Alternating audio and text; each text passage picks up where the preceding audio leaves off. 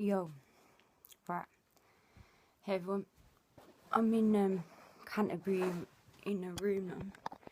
Staying in. I'm still kind of living out of a suitcase. Thanks Mr. D for helping me get this iPhone. I tried to buy like a cheap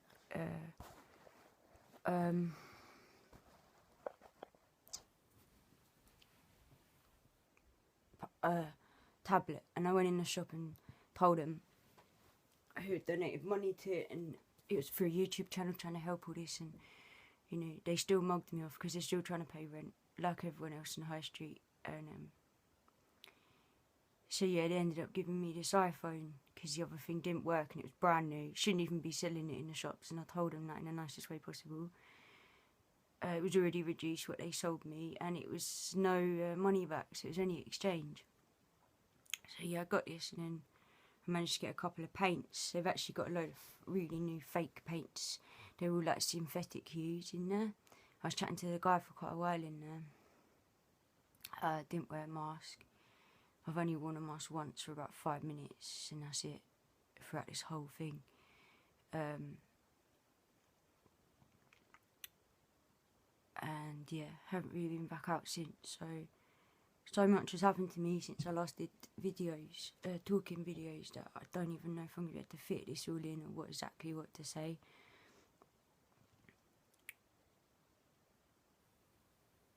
But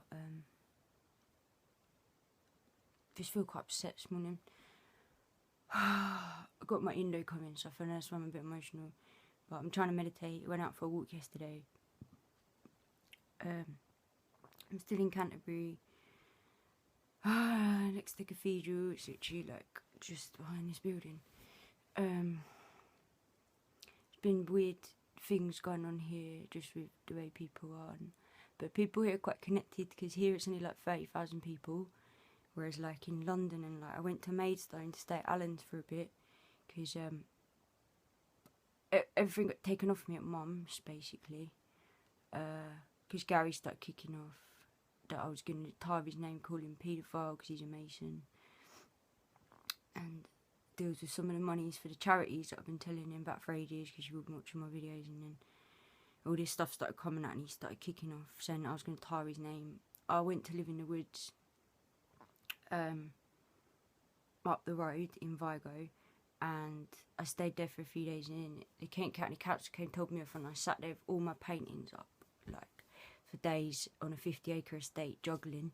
I sat there juggling silently with all my crystals laid out, all my instruments. And I put a sign up saying, money hurts, art heals, art is everywhere, truth, with the eye of art drawn on it. And the response back was just like, upset me, because you know what I'm all like with money, and I do my art for free, I give it away. I like to trade, because I feel like when I do this painting, I don't sell my art for money because it hurts. And we're trying to change our ways and look at ways and a new thing. But the thing is, it's down to everyone individually to do it. And it's like, I sat there with my art up, and the amount of people that just thought I was selling it. Like, I had Kent County Council come up to me, and Gary was fixing both of their cars. They probably have Mason partners, and they're just riding around the Kent County Council van, and they told me, you can't be here. But they didn't have any complaints. The whole time I was there, I was in the woods opposite. I made myself a little tree house, a little tarpaulin, had all my art under there and everything, just like I would in Cambodia. It was better than any homeless man. Yeah, there was a big gypsy that sat down the road. Everyone's like, you can't be homeless in there. But I felt safe in Gaia. You know, the first night I stayed in there had one incident that wasn't great. I'm not really going to bring it up on here.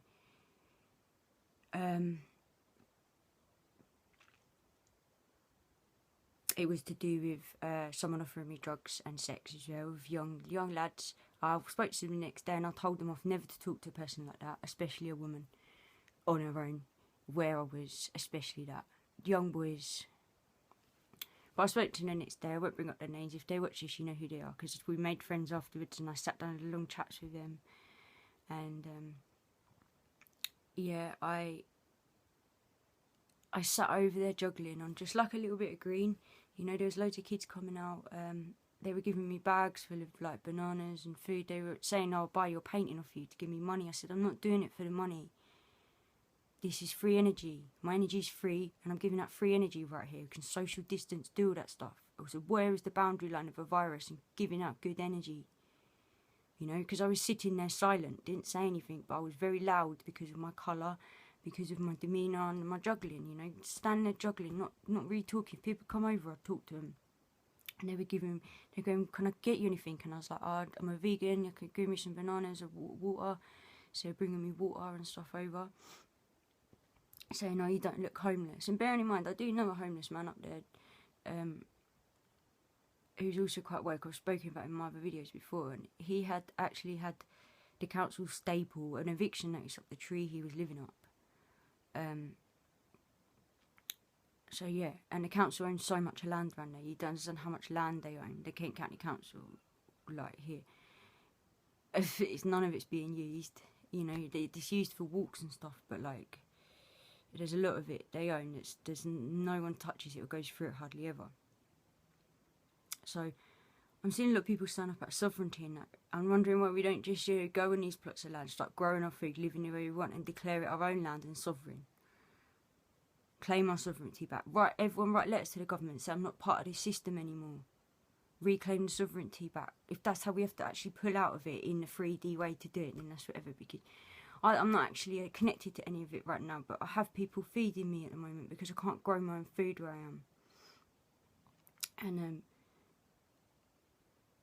I know people are being really nice, buying me really nice bits of food and that, like corn and stuff, but it's still hurting my stomach. Like, I actually want to be eating fresh, good, nutritious food from the floor that I'm growing. So after the thing happened with the woods, the Kent County Council said I wasn't allowed to be homeless in COVID, and they found out that I was, and they were watching me after that, and then the mental health law had been lifted, and yeah, I wasn't allowed to be there anymore. And I was saying I wanted to do things with kids in the summer there, like to draw and to paint because of the lockdown and stuff. And they said, "No, you haven't got these free certificates, whatever they are." I said, "I'm dyslexic." I looked at the woman in the thing and she was telling me to put it away. I said, "Am I causing any trouble? You haven't had any complaints. Everyone's been supporting me. So what's your problem?" I said to the woman, and then she was going, No, you can't do this. You don't have these laws." So I said, "Right." I said, "I'm going to put this away." I said, "Do you know there's 6 eclipses this year?" And one of them actually went, "Yeah, actually, my son's an astrologer." And I looked her in the face and I said, "Right, I'm going to put these away." I said, "But you remember, you were the one that told me to put this away in a couple of months when stuff starts changing and getting bad, when I was trying to do something nice, in a polite way, in the best way, you know, everyone can understand." I said, "I haven't drank alcohol in 3 years, over 3 years now." I said, "How many of them women with them free certificates that go in and work with kids day in, day out, drink alcohol every single night, bottles of wine, go out, you know?" I said, "Who's more dedicated? Where does that make sense to you right now?" And they were trying to say to me, "Oh, we do things with dementia." I said, "The guy I'm living with here, Simon, the guy I'm living with here has early signs of dementia. Right now I'm looking after him, but he won't stop drinking, everyday drink. So, you know, his memory goes because he won't stop drinking. I had a problem, I stopped drinking. I haven't drank for 3 years now and I'm almost healed my body. So I don't have respect for someone who keeps going out there and saying all this stuff." And then, so yeah, I went to Devon after that because I went back to the hut and they'd scrubbed it clean, put all my stuff in the side room, and they'd taken me off Wi-Fi and everything, and I had to go. So I went to Devon, to my mate's valley, which his family own, but there's no planning permission. There's one road going through it, it's been left untouched for like over 100 years. It's down in North Devon. So he said I could stay on it, so I went down there, and there's loads of food everywhere. It was a massive plot of land. We couldn't even find our way around the whole thing. There was fresh running water on it, but the council was a problem again. They turned up. So who really owns the bit of land that he owns? What can we really do with it? Because there's people homeless right now, me being one of them, and we've got nowhere to go. But he owns land. He owns a few plots of land up there with with loads of food on it. Like, we had to get a machete to walk like a metre in front just to chop it away. It took us days just to get his van in there. Then we called up someone else we'd found with a van, another hippie guy who was doing tightrope walking and that. So we called him to come down and they could help, and then he could park his van, because he was also getting told off for living out of his van, even though he said he wasn't. He'd sleep in it sometimes because he was working out of it. You know, so you're not allowed to be homeless in COVID. On the street, you can't live in bits of land that you own in COVID, even though you're homeless and haven't got much food in it, when it's full of food and you actually own it, private property. So we can only stay on it 28 days of the year. Like, if any of you own a house, you can only have people around 28 days of the year, even if you put a yurt on it. You know, so the council come back checking on us there. How many days have you been here? You can't live here. We're like, well, we own the land, we're just doing this, and we're staying in it a few nights, yeah, because we're tired, because we're working all day. And then also because it was so overgrown and really hot, like, a lot of the places are setting fire up there, so we were saying we was clearing the ways and things like that. So we couldn't stay there for too long.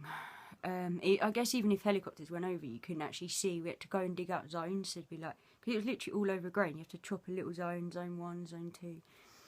And in the end, they were saying they wanted to make it into a caravan park and make money out of it. And I wanted to do a subconscious healing centre to help the earth and help, you know, work with the land, but they didn't seem to understand it. So we had these battles of masculine and feminine, you know.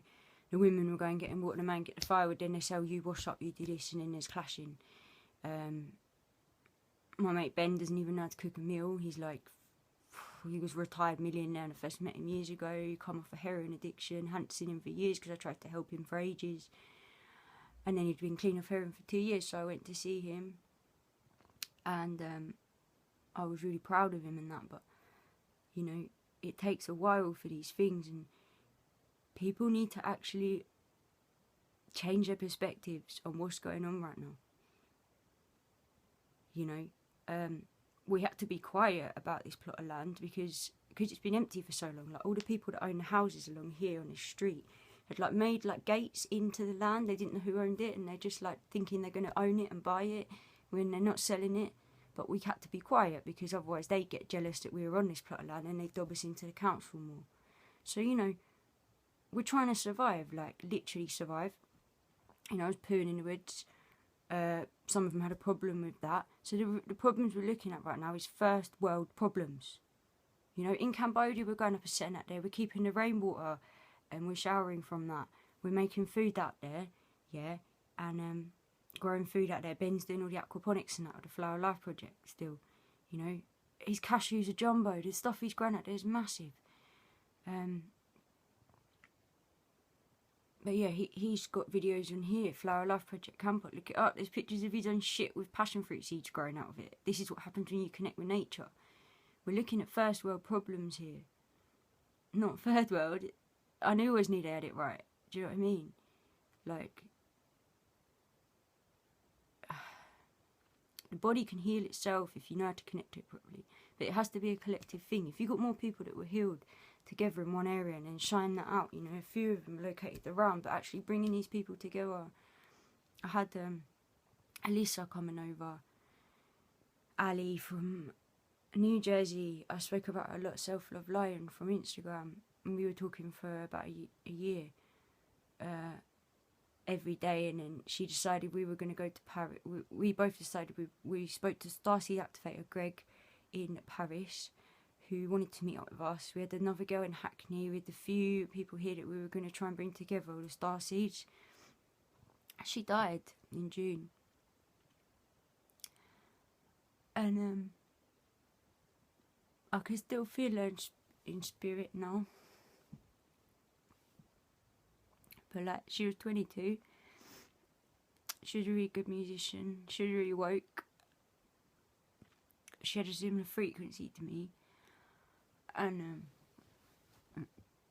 she rang me like when I got to Devon because I didn't have Wi-Fi.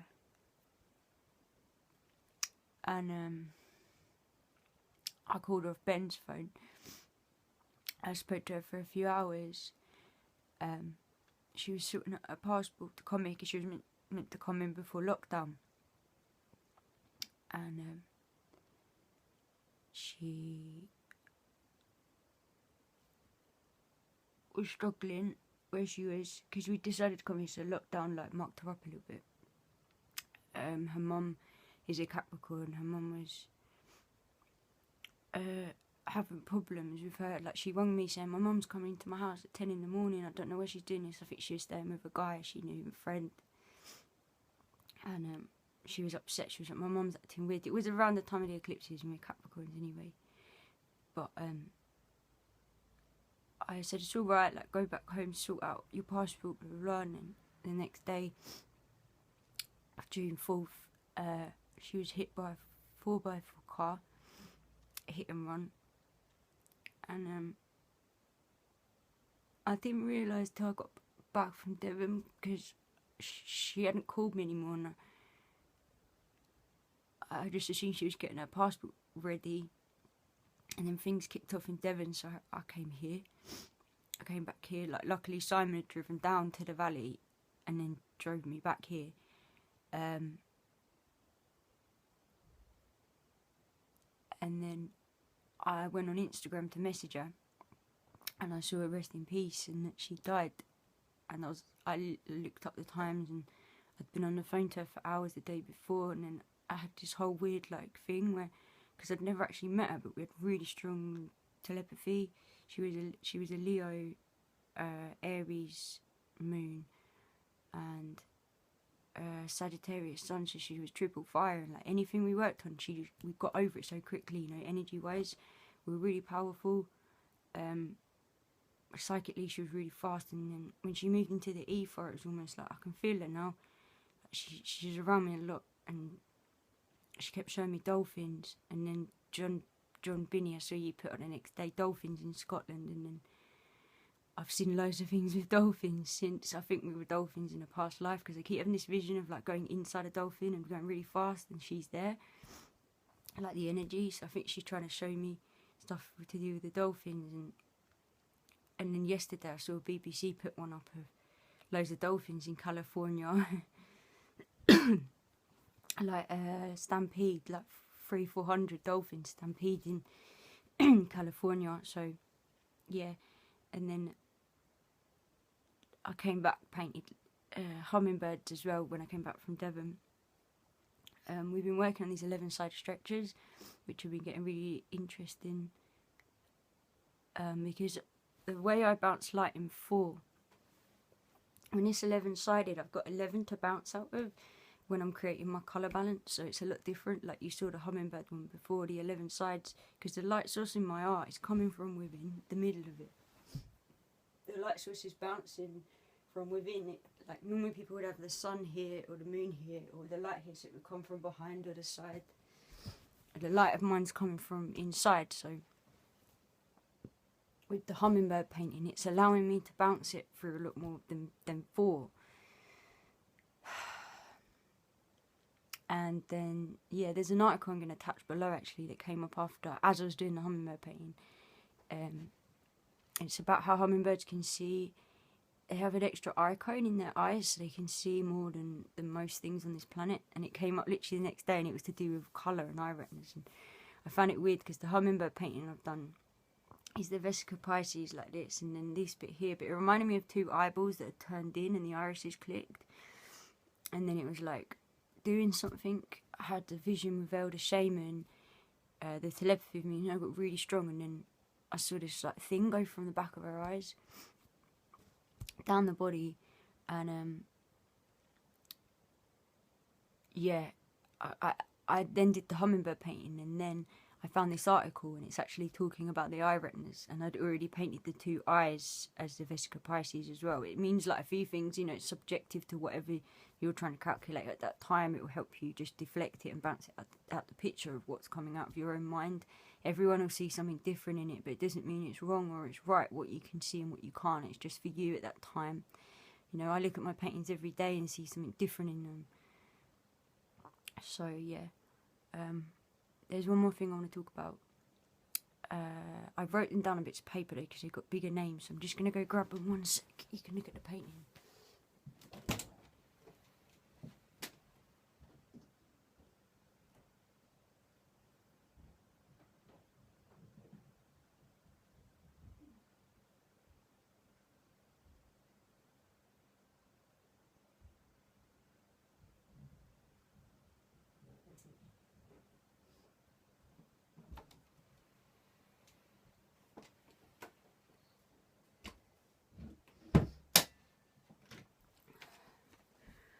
Okay, I'm just going to round off on this.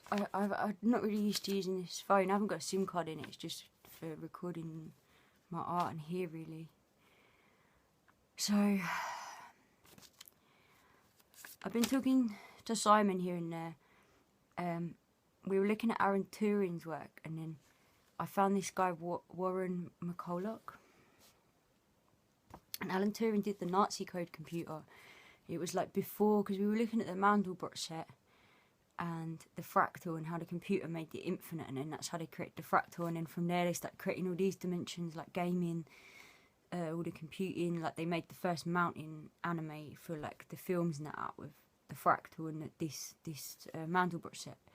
So like this was the beginning of that, and this Warren McCulloch guy was looking at this. He made this book called A Logical Calculus of the Ideas Immanent in Nervous Activity. Now they did this with all like cybernetics and stuff, so they've actually linked it and wired it up to all this neural network, this whole neural network. And I keep bringing this up again, like neurons, neural network, nervous activity, nervous system, you know, and then I paint it over and over again. The veins around the heart, the coastline of a country zoomed out, over and over and over. But so I was saying to Simon, you know, endocrine, does that have, and then, oh, one more name, Gregory Bateson as well. So we were talking about the endocrine system, because I was saying, would that be like nervous activity? The neural network would be the endocrine system, and that's to do with like the thyroid, which looks like the butterfly, by the way, the MK Ultra thing. So, and then one other thing that I was really heavily studying was the corpus callosum. Now I look at the left and right side of the brain. This all links, by the way, at the end, but they're all separated, and this is what science does and the fractals of language do, because it's all the same system when you visualize it. The corpus callosum is like a big bundle of white nerve cells, like a bundle of it. It's like the overlord, the headquarters of the left and the right side of the brain, which we know that has been separated, you know, the hemispheres or whatever.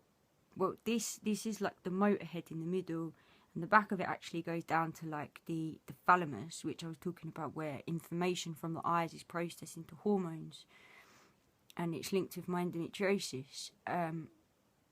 So this corpus callosum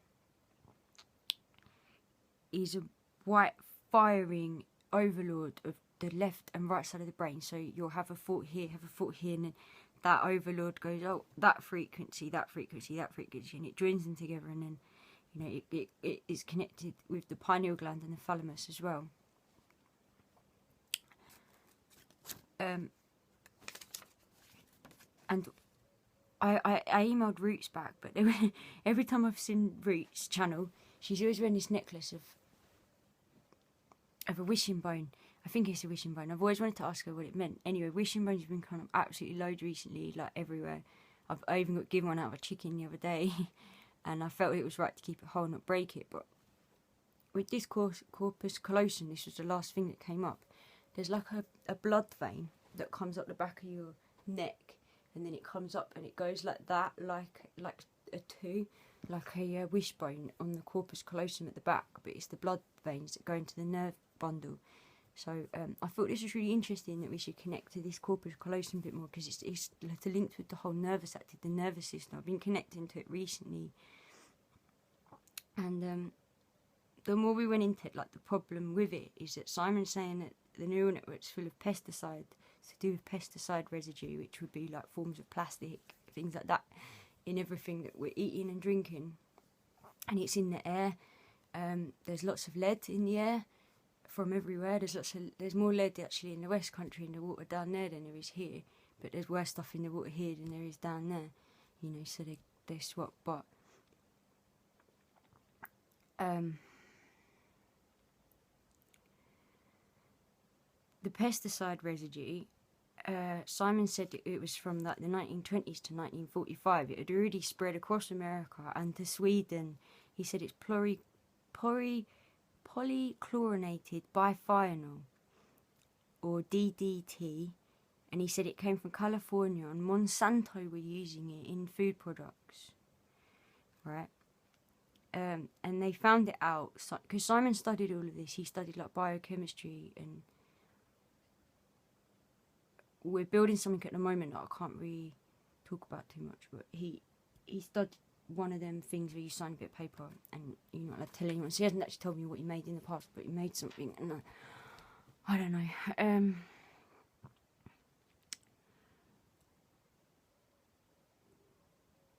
It's to do with like forms of energy, not free energy.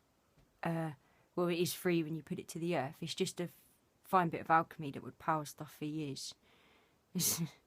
You know, that everyone could use around the world. I'm sure they've already got some made, but anyway.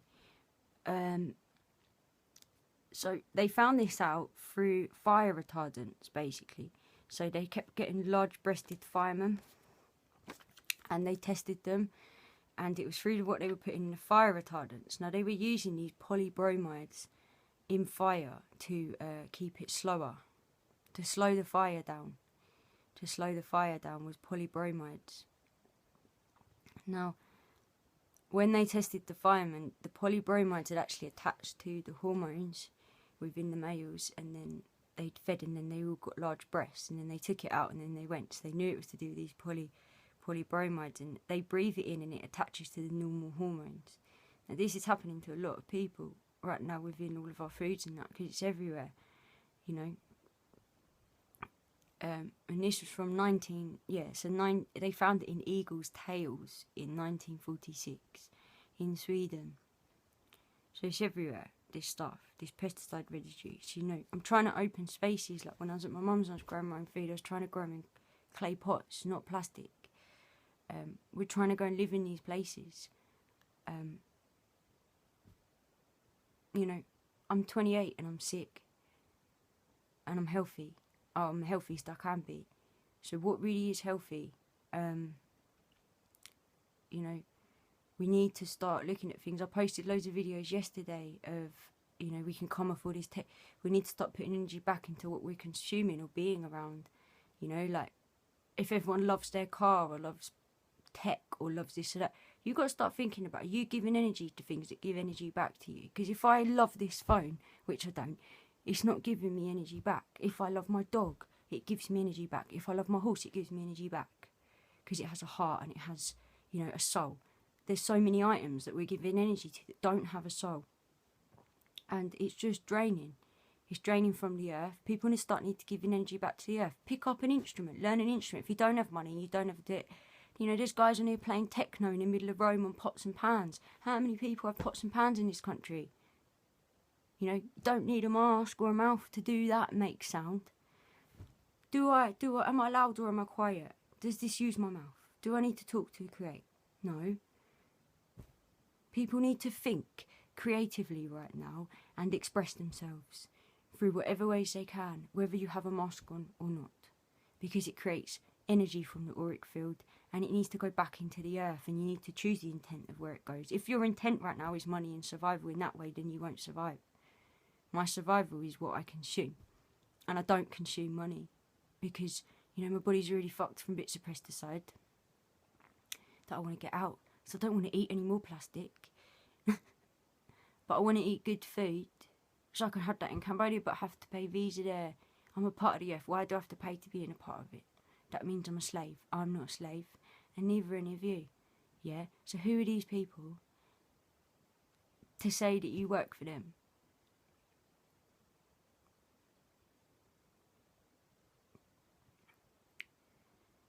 Anyway, I think we should be playing music. You know, the politicians and the government don't want to listen to us. The animals like to listen to us. You know, if you look up on here, animals and music, I posted loads yesterday on my Facebook of animals listening to music, listening to violins. I want to go and swim in the sea and use my heart math and communicate with dolphins. You know, I did it when I was in Turkey. I've spoken about it in my video when I was in the sea. I was giving that heart sign and the turtles came. The next day I did it again and they came. And they responded to me even before they swam and I saw them physically. So I felt them. There was a communication. That's what I want to enhance, the communications. Language and money and the art right now, because how are they separating? Countries aren't even real. How are they separating countries? They're separating the countries through art. You know, when you go on the tube in London, that's a main thing that everyone in this world has to understand that language. What do they use? They use colour. Colour is a language. It's my first language, and it's a global language. Everyone doing the light language right now, it's changing the frequencies from every language into one universal language. We need to change the communications, change the art, and you change what's governing on us right now. So, yeah, but like, people playing instruments and that to the animals, you know, we can do Pirelli with horses. I know so many people here with horses right now. You know, why aren't we opening these subconscious healing centres, growing food, playing with the animals, instead of eating them? And connecting back to them. And they actually are listening right now. They listen. You know, people want to be listened to right now. Well, you're shouting up the wrong trees to be listened to. Because the animals' ears are open, there's a lot more of them than there is of politicians. And they are your survival. Everyone needs to think of survival. Buying bunches of toilet rolls is not a survival for you. But going out and connecting with the earth, you know, learning how it functions, listening to it, could be. With your intuition, because your intuition is priceless. And so is your soul. So think about, if you're going to spend a bit of money, or you're going to go somewhere, you're going to do something, think about the reoccurring effects of that and how it would echo out and help and mirror and bounce back into you. Because that's what everyone needs to be doing right now. I hope I can upload this. I hope it's not too depressing. There's so much been going on. I need to get this out, and then I'll probably do another one. But yeah, I'm kind of moving around at the moment. I know I need to go and see, like, I ended up in Maidstone, the head of the Kent County Council, and it's like 200, this is hundreds and thousands of people there. I drank out that water system next to that immigration prison. Like, basically, my mate Alan lives right next to that big immigration prison there that I've known this ain't gone on there for ages. It's owned by G4, so it's to do with like Theresa May's husband and that. But I got there and I drank a little bit of the tap water there, and it made the stuff here taste like pure, because it was so gross. I felt ill. I felt high after I had it, like I was on crack. I've tasted chemicals in it from girls taking the pill and peeing it out. You know, it's got multiple nightclubs there, probably people being sick in the toilets, you know, like, all that water system is just filtered through. It's 100 evils, and I felt it from 1 pint of water. I thought I was going to be sick. I was drinking it hot all that week, and you know, we've got immigrants coming over here because they ain't got water, but ours is not even really drinkable either right now. We need to be putting our energy back into the places we're consuming. And I keep saying this to people. I write on everyone's videos right now that are trying to wake up or waking up, and none of them replied to me. I did on Anna Breeze's thing for the BBC. A lot of media now are looking at that right now. I commented on it. All the other comments have got likes or comments on it, not one on mine. Because no one obviously understands what I'm saying, and this is also a bit worrying. You know, yes, people got problems. Yes, people need to go into hospitals now, but that's all a mental thing, because you're putting it onto someone else. If you actually had the trust within your own body, and we worked on this, then the plasma in the body should amp up and should be able to heal itself, because that's the crystalline network. I bet you, with all of this they've been studying, they're studying this crystalline network. They have the technology to heal everyone on this planet within a week. That our taxes have been paying for ages. Hundreds of years. Even more than that. More tech, anyway. But I'm ranting now, I'm on 35. I'm not really sure how long I can upload these, so... Yes. But yeah. Right, I am finishing hummingbird painting, and we're trying to work on a few more stretches. I'm having quite a few visions, but also, like, I need help creating these frames. Like, Simon is creating some of them, But his head seems to be still more wanting to go down the pub at the moment. And yeah, and I don't want to paint on squares anymore, because I feel like, you know, I've re-edited myself and I'm going back into where I used to be. When I need to evolve, I need to upgrade, and I don't really know where to go right now or who to even talk to, because everyone just cares about money. That's not where we need to be. So I just see it's going backwards, and it's like, yeah. Anyways, a lot of love, and I'll speak to you guys soon.